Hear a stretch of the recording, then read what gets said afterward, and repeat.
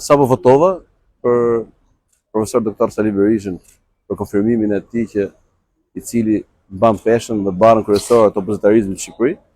Gjithashtu votuam edhe për kandidatët për kryetar të Partisë Demokratike Dega Kavaj.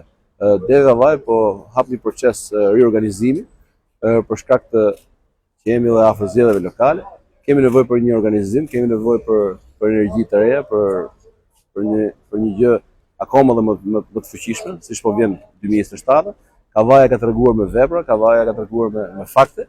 Do vazhdoj të tregoj dhe do vazhdoj të rrisi performancën si deg, pa diskutim, të cilës është dega e parë në Shqipëri që është krijuar, kështu që do mbaj peshën në barrën kryesore, në zgjedhje dhe në rrugtimin e Partisë Demokratike dhe rikthimin e saj në pushtet. Si duket pjesëmarrja? Ishte një pjesëmarrje, është një pjesëmarrje vazhdon të jetë pjesëmarrje shumë e mirë, e kënaqshme, njerëzit po vinë votojnë të lirshëm, qytetarët dhe demokratët po vazhdojnë të votojnë.